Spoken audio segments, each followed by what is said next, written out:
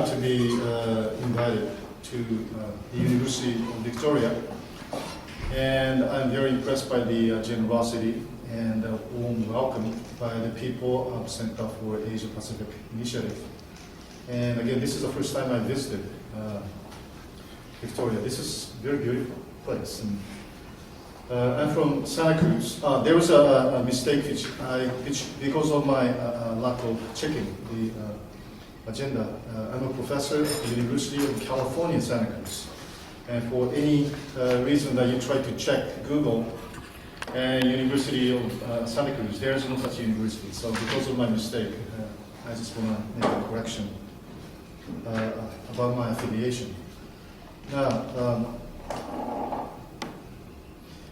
Japan has introduced two systems of lay participation, as Colin has given the brief introduction.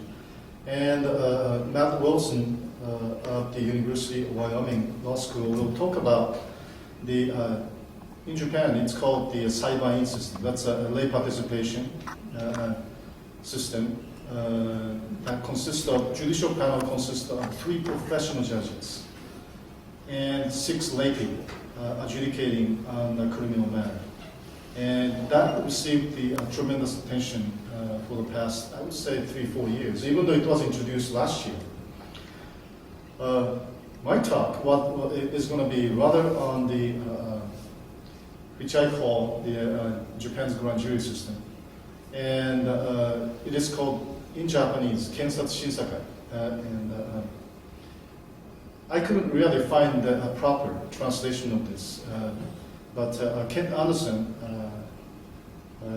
a friend of mine who teaches at the, and probably everybody knows too, he teaches at the Australian National University. He coined the term Prosecutorial Review Commission, or PRC, in one of his papers which he reviewed both the quasi or lay assessor trial that with the mixed participation from judges as well as lay people. He used this term, so ever since he coined this term, I've been using this PRC to refer to Japan's grand jury system. So I submitted about 50-page paper because I just finished the paper on this about 2 days ago. And it's too long. So I'm going to focus on particular elements of my paper. And I'm going to read, actually, for the next 25, maybe 30 minutes. And I will start my presentations by looking at what really transpired in America. I tried to impose that to Japan, so you have some connections between US and Japan and understand the significance of the importance of the introduction of the Japanese grand jury system. And almost exactly 2 years ago, November 17, 2008, a grand jury in South Texas has accomplished something that a number of politicians in the US Congress repeatedly tried but failed to do. A South Texas criminal grand jury decided to indict then Vice President Dick Cheney for a conflict of interest pertaining to his investment in a private firm that runs federal detention center. This direct conflict of interest cast a great shadow over his political clout on federal contracts awarded to the prison industry. Then former Attorney General Alberto Gonzalez was also indicted on charges that he attempted to stop the investigation into abuses at the federal detention center in Texas. After many years of intense congressional discussions and debates about the possible subpoena and criminal investigation covering the conduct and series of decisions made by Vice President Dick Cheney, the Congress and the executive branch of the US government have miserably failed to bring an even single prosecutorial charge against him. The indictment against him marked a tremendous triumph for the concerned citizens and the people in Texas who have been outraged by politicians who have egregiously pursued their self-interest regardless of questionable criminal and moral implications.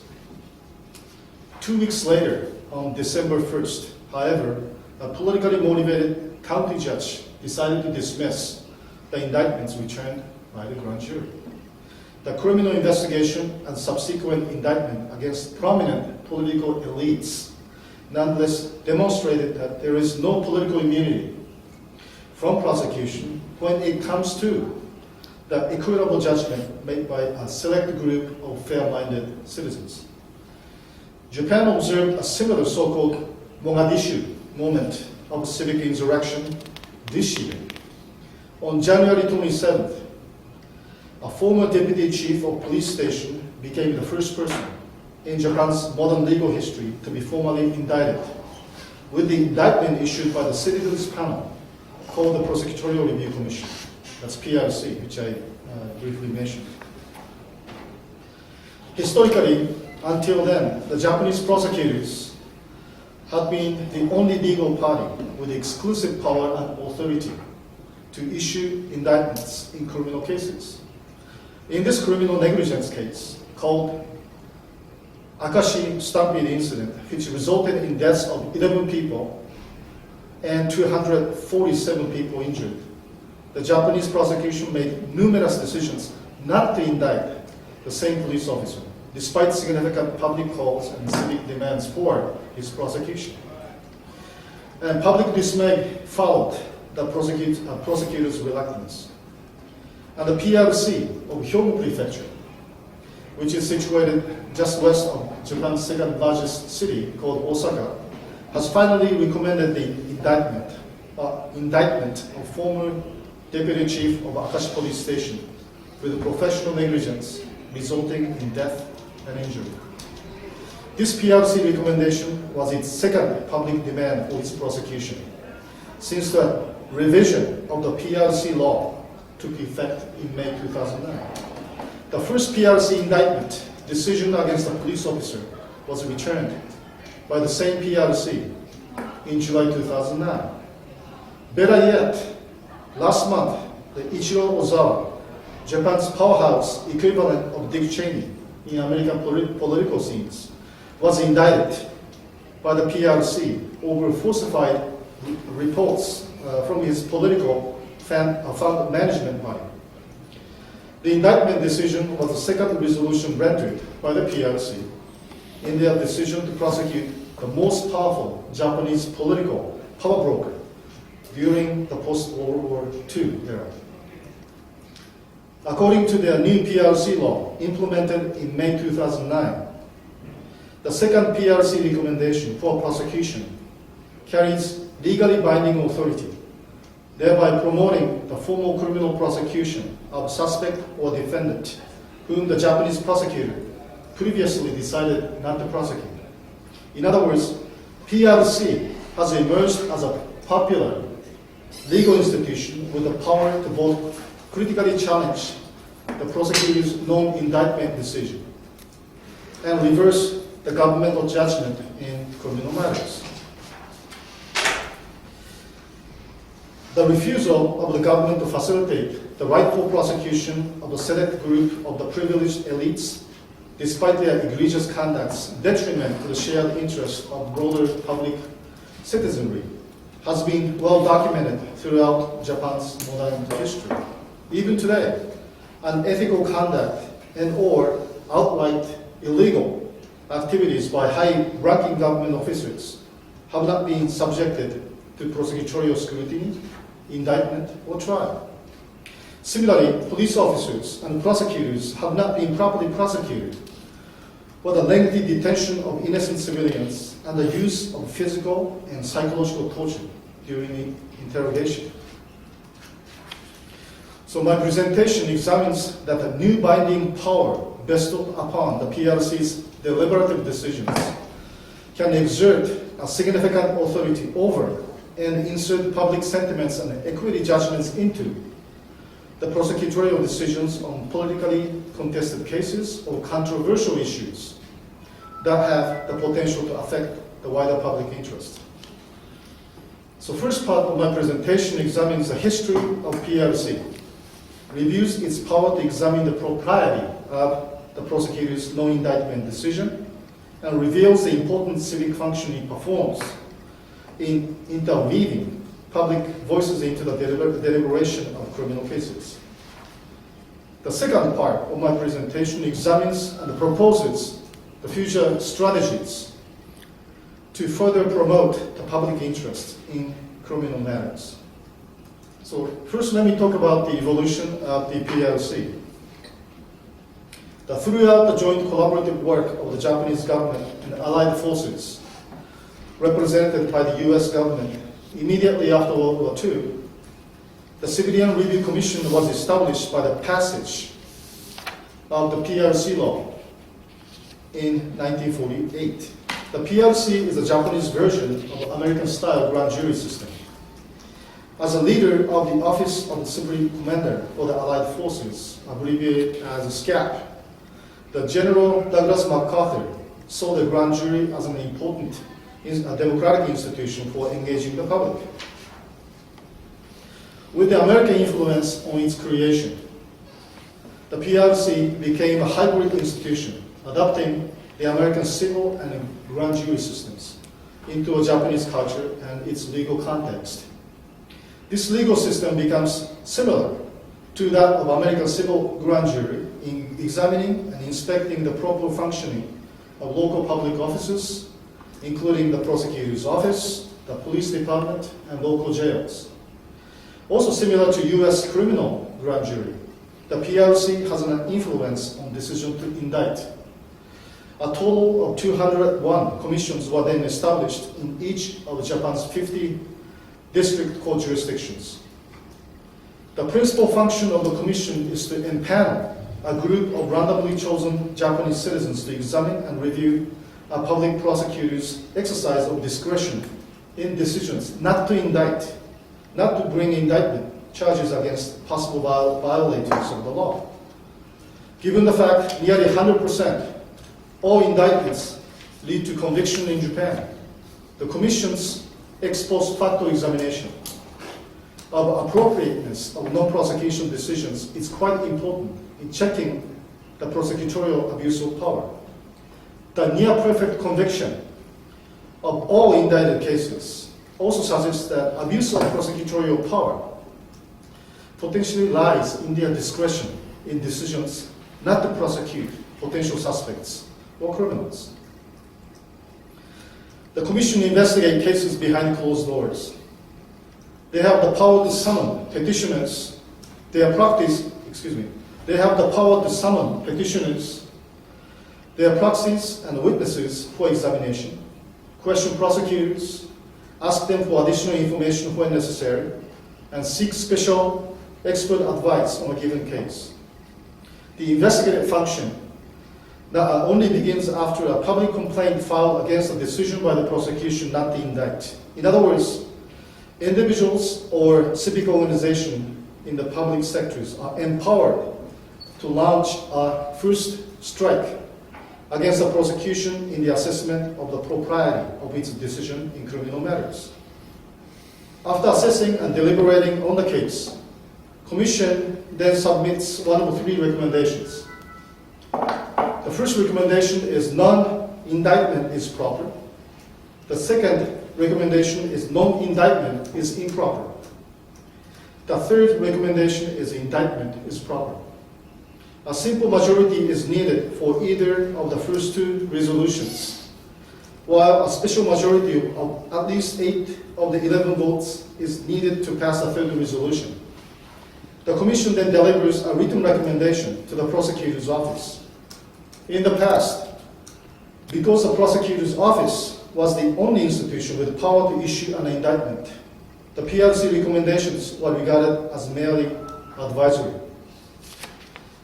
But this limited legal authority was finally enlarged by the 2004 PRC Act, which made the PRC decision legally binding.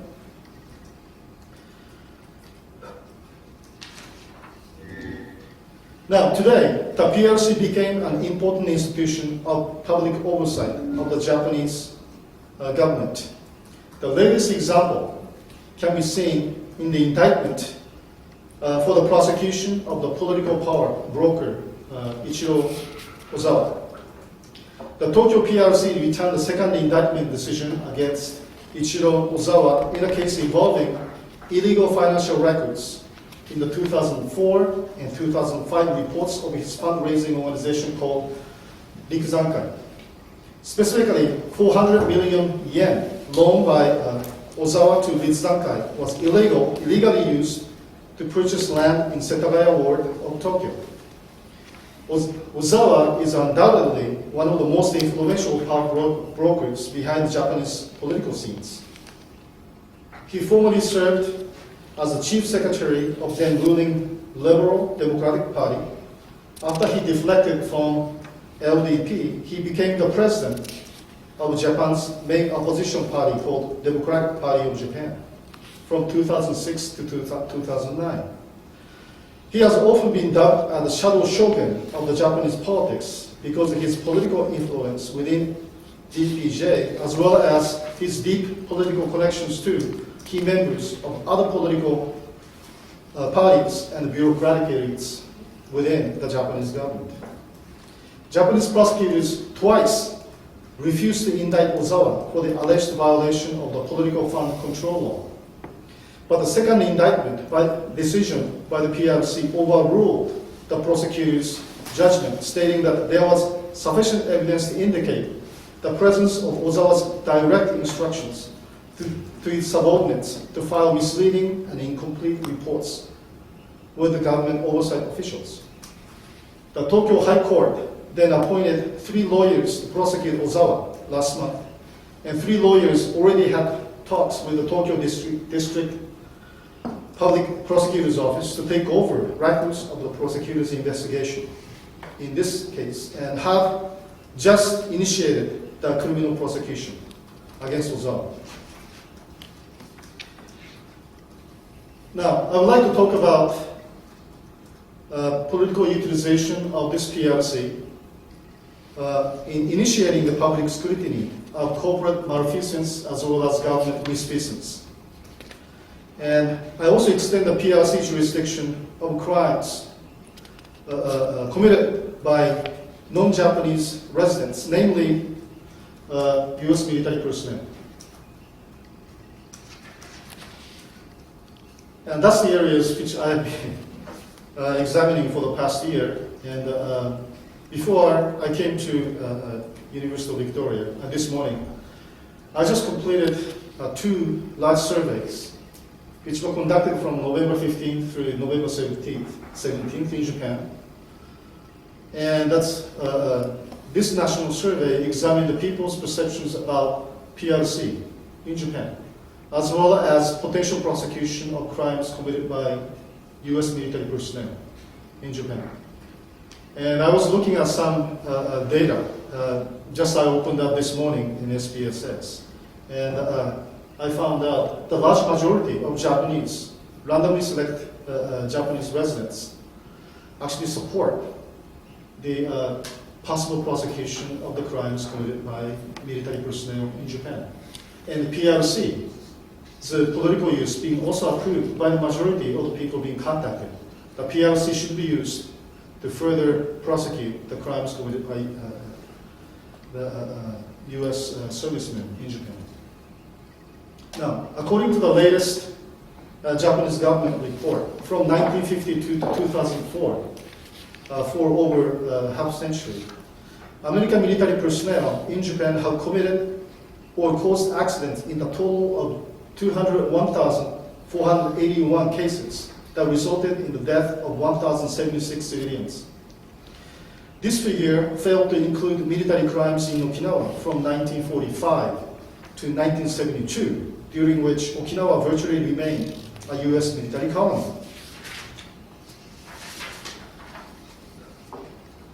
The island of Okinawa hosts 37 American military bases in Japan, representing 75% of the territory occupied by U.S. military facilities in Japan. This is despite the fact that Okinawa represents less than 1% of Japan's total land area. Highly concentrated placement of the American military establishment in Okinawa historically created a multitude of social and legal problems, including the proliferation of crimes committed by military personnel. Indeed, Okinawa residents have witnessed a long history of their own community being victimized by foreign soldiers and their families stationed in the island. The Japanese-US status of forces agreement, which is oftentimes referred as SOFA, nonetheless effectively shielded military felons by the extraterritorial application of the US law, effectively sidestepping Japanese law. The new PRC law offers the potential to ensure that the military personnel who commit heinous crimes against Okinawans will be fairly indicted and duly prosecuted. After the Japanese prosecutors decided not to prosecute American soldiers, individual citizens can initiate the potential prosecutorial process against alleged criminal conduct of military personnel by simply submitting a complaint or accusatory crime to a public officer or a prosecutor in Okinawa. The Section 242 of the Japanese Criminal Code of Procedure requires that upon receipt of a complaint or accusation, the judicial police officer is required to promptly submit the documentation and related evidence to the attention of the public prosecutor. Similarly, Section 260 requires that once the prosecutor has made the non-prosecutorial decision, the prosecutor must promptly notify their non-indictment decision to the person who filed the original complaint. The Section 261 also specifies that the prosecutor must promptly notify the reason for the non-indictment to an individual or party who filed the original complaint. When the original complainant decides to pursue the case, he or she then may submit a citizen's complaint of the prosecutor's non-indictment decision to the PRC. Then the judicial panel of local residents, chosen at random from the local community, is empowered to examine the merit of the complaint, summon witnesses if necessary, and deliberate on the prosecutor's non-indictment decision. If the PRC second decision recommends the indictment of military personnel, the Japanese government must begin the criminal prosecution of alleged military soldiers. Of course, the alleged crime committed by military personnel must be legally classified as heinous or of material significance in order to support the adjudication of the lay assessor trial. In addition to the possible indictment of American soldiers, the PRC can also play equally powerful role in evaluating the adequacy of activities and involvement of both American military headquarters in Okinawa and Japanese governmental policies or joint military projects. Such governmental endeavors include the American military construction of new installations and defense facilities in the island of Okinawa, as well as the extent of military practices and exercises that cause health hazards and physical harm resulting in injuries or even death of local residents. Worldwide, the U.S. military bases and defense installations have caused significant environmental damage and pollution to nearby areas and surrounding regions. Okinawa remains no exception to the harmful environmental effect of the military presence and routine exercises by the armed units of the American forces in the island. 1947, the base pollution in Okinawa led to the death of 8 people from arsenic poisoning. Even after the reversion of Okinawa to Japan in 1972, oil and fuel spills continued to cause significant environmental damages near American bases. But today, local residents learn about the pollution and releases of harmful substances only after damages spill to the area that transcends the boundary of military bases. At Kadena Air Base, the huge jet fuel spill, which lasted for 4 days, beginning on May 2007, is one of the most recent examples, causing massive environmental and ecological damages in nearby residential areas and districts. Numerous U.S. armed forces in the Fukuchi Dam's reservoir for river crossing exercise have also polluted its water and threatened the daily activities of the majority of local residents in the Okinawan island. Fukuchi Dam provides much of the water to 1.2 million residents of the island. Recent investigations have found that the water has been polluted by grenades, flares, hundreds of paintballs used by American military personnel in training exercises. In 1997, the U.S. Marine also admitted using depleted uranium ammunition on the island, deliberately violating the bilateral agreement on the law for the regulation of nuclear power in Japan. Despite the massive pollutants left behind old military installations and significant environmental damages caused by training exercises of the U.S. military, the American government remains immune to the political prosecution or even required restorative process to remedy the environmental devastation. The Article 6 of SOFA indicates that U.S. military does not bear any responsibility for repairing or restoring any damages to the environment, specifying, quote, the United States is not obliged to restore the facilities, the areas, to the conditions in which they were at the time they became available to the United States Armed Forces, or to compensate Japan in lieu of such restoration, unquote. This SOFA provision unilaterally allows the U.S. military to destroy with impunity the natural environment, natural resources, and delicate tropical ecosystems of the island. The new proposed construction of offshore U.S. military base off the coast of the small fishing village of Henoko also endangers a unique subtropical ecosystem and biologically diverse marine life around the island of Okinawa. In 1996, American government agreed to close the much criticized Futenma Marine Corps Air Base, which was built right in the middle of very dense residential areas in the city of Ginowan. The presence of the marine airfield has posed serious health hazard, safety concerns to local residents for decades. The American government has insisted that its closure had to be contingent upon its relocation to Henoko in northern Okinawa. Now, newly installed power of PRC resolution can offer a radically different strategy to protect and prevent the joint state-corporate project perceived as a detriment to social and political interests of local residents in Henoko and other areas in Okinawa. For instance, in order to take full advantage of the PRC's authority to review the prosecutor's decisions, civic activists and Okinawan residents, including protesting divers who are nearly drowned, may be empowered to file complaints with the local prosecutor's office, alleging criminal behavior and felonious activities of the Japanese self-defense forces divers, underwater specialists who are privately hired to conduct an environmental assessment, and private firms contracted by the Japanese government to provide necessary logistical assistance to a drilling survey of the coral reef. A group of activists files a complaint or accusation of criminal conduct, local police officer or prosecutors. The Japanese prosecutor is then required to make a written statement of such a complaint or accusation, investigate the alleged misconduct, and determine whether or not to file charges against the divers and workers hired by the Japanese and U.S. governmental agencies and contractors.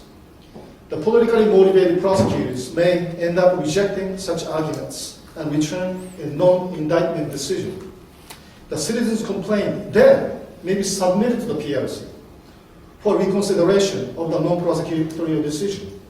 The PRC must then call for a hearing, summoning witnesses, including civic activists who participated in the protest, private and Japanese self-defense forces divers who allegedly attacked protesting civic divers, government officers who issued environmental surveys, and contractors who hired private divers.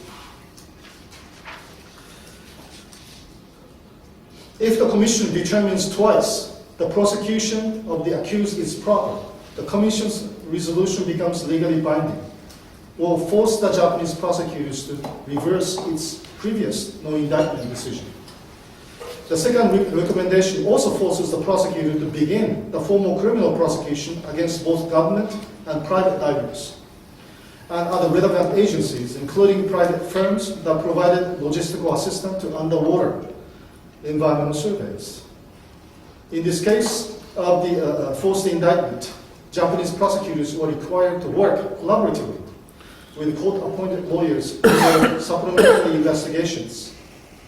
On the basis of investigative materials and information, the lay assessors can then try a suspected party indicted under the false indictment system and make a final determination on the charges of serious crimes. It may be a long, arduous path to protect Okinawans and their environment, but it is the effective legal avenue available to fight the joint state corporate efforts to keep Okinawa a militarized neo-colony. Now, Dick Cheney, whom the worldly renowned political critic Noam Chomsky once called the administration, portraying him as a political elite primarily responsible for committing war crimes, running illegal wireless wiretap programs, orchestrating extraordinary renditions, permitting the continuation of torture programs, was never successfully implicated in charges of any crimes by congressional representatives or U.S. senators. But it was a group of socially conscious, ordinary citizens in South Texas who decided to indict Dick Cheney and his protege, Alberto Gonzalez, for the illegal and immoral business maneuvers involving the federal prison contracting in 2008. Japan also has had a similar history when it comes to the prosecution of political elites, government officials, and business executives with deep connection to political inner circles.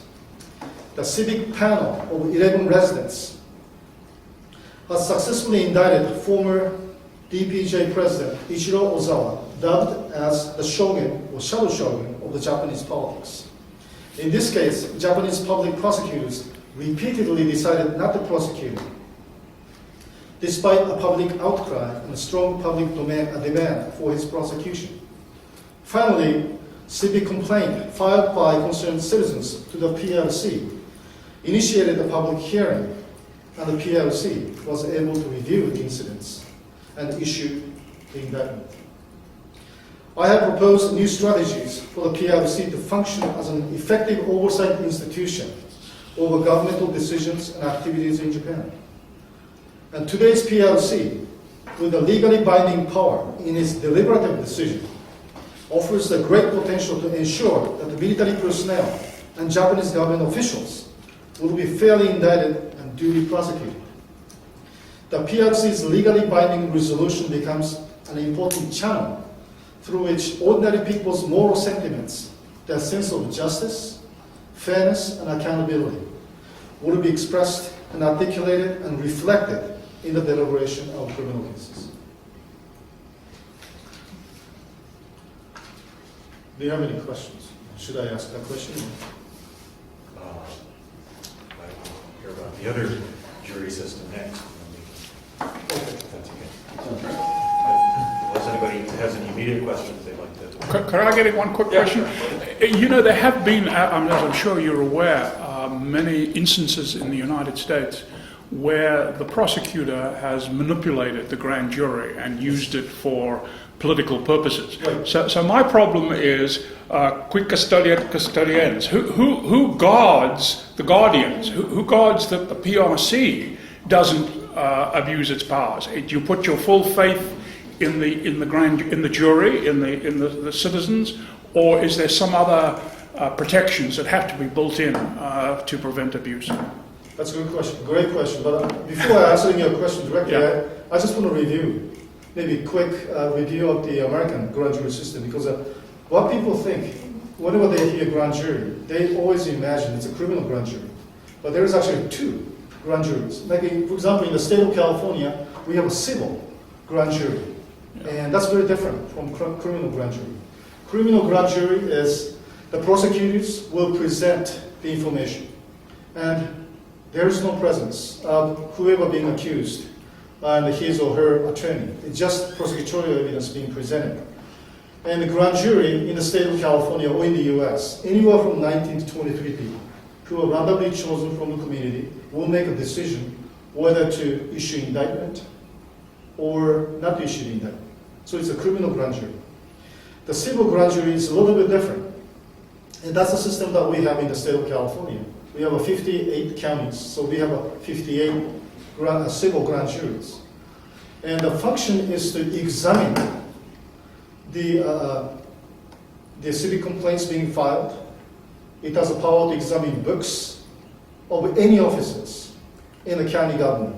And that also include the investigation of any wrongdoing in the office of prosecutors, as well as the abuse of power by police officers, like racial profiling, for example. It's been reviewed over and over because complaints being filed by the citizens. So civil grand jury has examined them.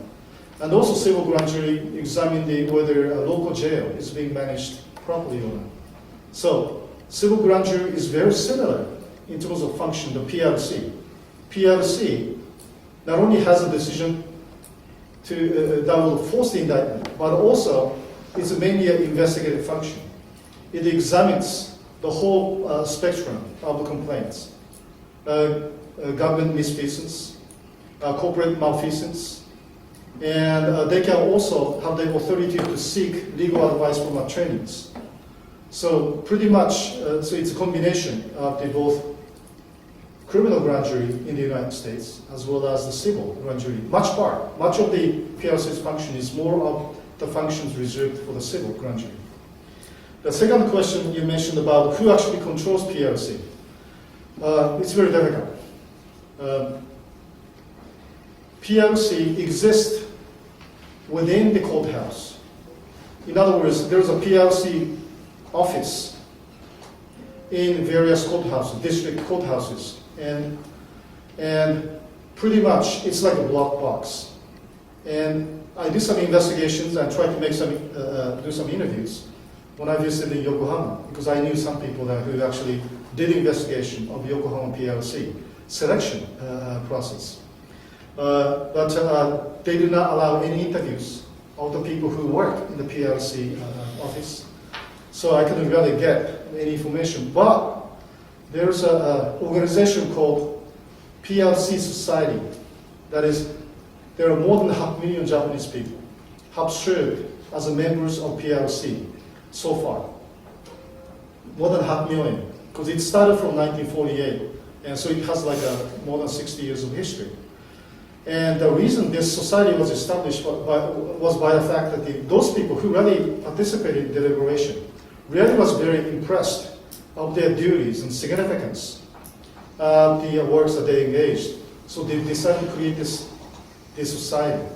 And there are 47 PRC societies. In other words, in each prefecture, there's a PRC society. So that shows you the extent that those people, they have to serve 6 months. It's not like lay assessors or the jurors who serve only for the single trial. They serve for the duration of 6 months. And so the PRC office has a total control over how those jurors are being selected. But they also have to follow law. That means selection has to be at random. So I'm not sure whether it's being carried out or not carried out, because there's no way you can really look into how it's being done. But nevertheless, they are mandated that really they have to engage in a random selection.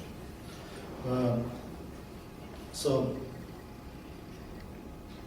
it's under the hands of PRC office, and which is also part of the courthouse. So judiciary has a control over the functioning and also funding of PRC system in Japan. I'm not sure whether I answered your question or not. That's very helpful. Thank you. Okay. Well, since we're having that discussion, I might as well continue on. Because it seems to me that if the prosecutors are able to effectively retain control over the information the PRC gets, and I see just looking at the PRC law that the prosecutor may actually sit in the room with the jurors and provide them with information and materials, basically everything they need to make their decision, then it could actually be a useful tool for the prosecutors to prosecute people where they don't want to be seen having political interest. And certainly I know the prosecutors are widely understood to hate Ozawa and want to get rid of him for reasons that may have to do with him being the Dick Cheney of Japan, but also may have reasons to do with some of the things Ozawa wants to do to the way Japan is governed and getting more control over the bureaucracy. I think it's interesting that right around the time we're having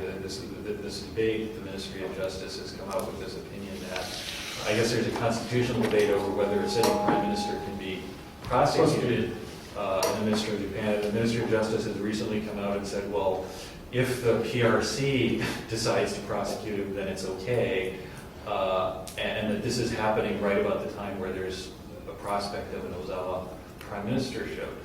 So that's sort of my cynical view on whether it's actually going to function that way or whether it will just be another route for the prosecutors to get to people aid. My understanding of how the deliberation actually happens, it has to be actually 11 people by themselves, but they can always ask for legal advice.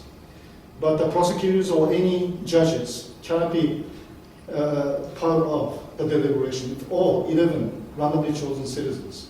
But they usually ask for public or expert opinions for the prosecutors. They actually ask the PRC staff to obtain legal advice, and they usually bring in prosecutors, sometimes the judges, to explain the legal issues. But deliberation itself has to take place within the group of 11 people. That's true. But couldn't the prosecutors just set it up so that they issue the don't prosecute decision, but make sure that the prosecutor who is called in for legal advice goes, oh well, yeah, I don't know why they didn't prosecute. No, this is clearly a violation, and whoever decided not to prosecute made a mistake. Certainly, there might be some avenues through which prosecutors or political influence can be clipped into the deliberation. But I just want to give you the statistics. The indictment decision is less than like 0.5% of all the cases being deliberated. Overwhelming majority of them, PRC agree with the prosecutorial non-indictment decisions. So it's very rare that the PRC decides that whoever, the person that being examined in the deliberation, and they make a decision that that person, for example, should be indicted. It's very rare. It's less than 1%, like 0.5%. I don't have the statistics. I didn't put it in here. But out of all those cases that PRC deliberated, it's a very rare decision. But again, there's always a room. There's ways to introduce the political influence. One of the ways in which it was debated when this law was being drafted was the fact that PRC has the power to request for information from legal. There was a legal advisor being actually now being set aside, along with the PRC members. And one of the concerns, and still today, is the fact that those legal advisors are former prosecutors. Many of them. That's what you meant by there's a potential influence over prosecutors. So there is that side to it. But again, the decision to indict by the PRC is extremely rare. And it happened, like for example, at least the ones that I know, only 3 since the May 2009. One involves the police officer, which I mentioned. And second one was indictment of 3 past presidents of JR West, Japan Railway West. That's one of the most powerful Japanese corporations. But in the derailment accident that killed like more than 150 people in the Fukushima the derailment accident. PRC has decided that to indict the 3 past presidents of this particular company, and Ozawa Ichiro is the 3rd. So it's very rare. It's very rare that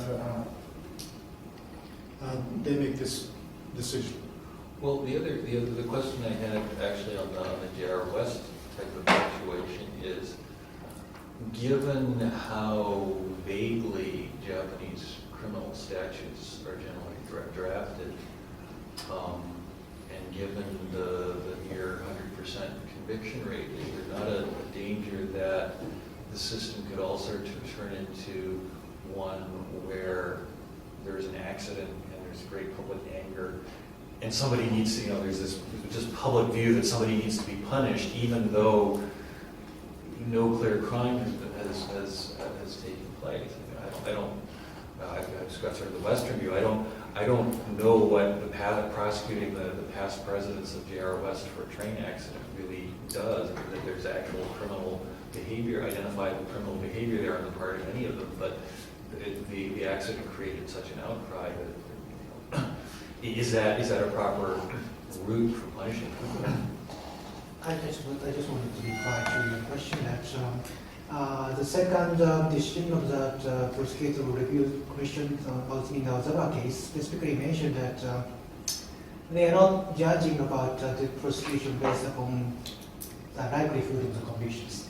They wanted to press charges against the defendant in order to make the judges decide whether there was a crime committed or not. So I guess that there is a danger that the prosecutor's review commission is using somewhat lesser and lenient standard review to file charges, and so that there is definitely a significant issues involved in that cases. And I just wanted to add that Ozawa is now challenging filing an administrative suit against the prosecutions, insisting upon the procedural irregularities leading to the prosecutions. And the lower court rejected his suit, arguing that if you have any question or if you have any criticism against the prosecution, why not challenging the prosecution in a criminal trial? But the overwhelming majority of the administrative scholars believe that the decisions to indict is triggered by the decision of the prosecutor review commissions, so that decision must be regarded as an administrative order, so that could be challenged by the revocation suit. So there's nothing wrong with Ozawa to challenge the prosecution based upon the procedural irregularities under the Administrative Case Litigation Act. Okay, thank you very much. I knew that he filed a lawsuit in Tokyo District Court. It was rejected at the end of last month, but he appealed. Yeah, it's now before the Supreme Court. Right. But going back to the past president, what the PLC had actually looked at was the history of the decisions being made about a particular element of the installing the safety features. And despite the fact there have been numerous recommendations for the JRS to institute the safety features, decision was made to not install because it's very expensive, takes time, and so it rather cuts into the profit. So there was a series of misconduct. It's not just one accident, and somebody has to be found for the crime. But nevertheless, it's a history of the decisions made at the corporate level, highest level, and that actually led, based on what I examined, that really led the PLC to make the decision for the indictment of 3 past presidents. Along with all those subordinates, they are being already indicted and now being prosecuted. So you really examine the chain of decisions being made throughout the number of years. And so PLC looked at it. There's a consistent pattern that the president's being involved in deciding not to institute the safety feature. So that was very interesting. So that's the investigative function, the aspect of PLC. You really can dig into the deep roots of the cause of the accidents or misconduct. And that's great. It's only citizens making decisions without input. Well, it's direct input from the legal personnel. Is there any discussion about having the PRC be able to stop prosecutions as well? Because I think that's another issue, is that once they do decide to prosecute you for whatever it is, you will be found guilty and you will be punished. And there are those who believe that there should also be sort of a true grand jury system whereby the grand jury can actually prevent prosecutions as well as No. I don't think so. But again, the abuse of power by the Japanese prosecution is not to indict people. The abuse of power rests upon their ability not to indict. Okay, once you are being indicted, for example, you should start packing for the prison. Because almost 99.9% of the cases you're being convicted throughout the criminal process. So prosecutors' abusive power rests upon their decision not to indict. That really secures 100% innocence of those who committed egregious acts detrimental to the interest of the public. But nevertheless, prosecutors decide not to indict. So PRC's power is try to scrutinize the abusive element that the prosecutors have. And that's why I think a PRC is very important. And there's a Chilean scholar about 10 years ago looked at the Japanese PRC system, and he suggested the Chilean system must also model not the American style grand jury system, but the Japanese style grand jury system. So that was kind of interesting. I have a question. When you were talking about Okinawa Yes. and the role that it plays, would it be fair to say that the PRC could be used by the Japanese government to deal with foreign relations in a way that they're not prepared to do, or when they attempt to do, they're not successful? So if the PRC could step in and prove that the new base is fraught with environmental problems, Right. that in a sense the Japanese government is able to say, well, we would have liked you to have the base, but the findings of the PRC are such that our hands are tied. Yeah. That's exactly my point. So in a sense, what I'm asking is then, could the PRC then become a convenient tool for the Japanese government to use in order to deal with foreign relations in a way that they're not comfortable to do, to deal with, publicly themselves? That's a very interesting point, which I haven't thought about. Because my work has been always trying to look at the lay participation, like a grand jury system, as a political weapon to be used as an oversight of the abuse of power exercised by the government. So Japan is actually funding like a 69% of the base management cost of the U.S. Military bases and the installations. Right. And possibly, I never thought from that aspect. It could be a very convenient diplomatic mechanism. Right. Maybe not so Possibly. diplomatic. That's a but very interesting perspective. Maybe I should look into that much further.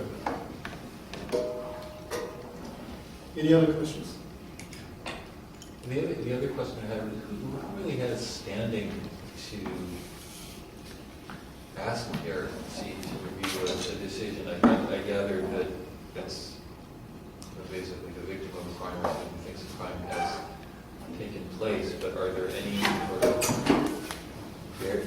official or unofficial barriers to reporting a crime that can prevent you from bringing a claim to the PRC? The other side of that is Ozawa's PRC request was brought by a, quote, civic group, which could sort of mean anything.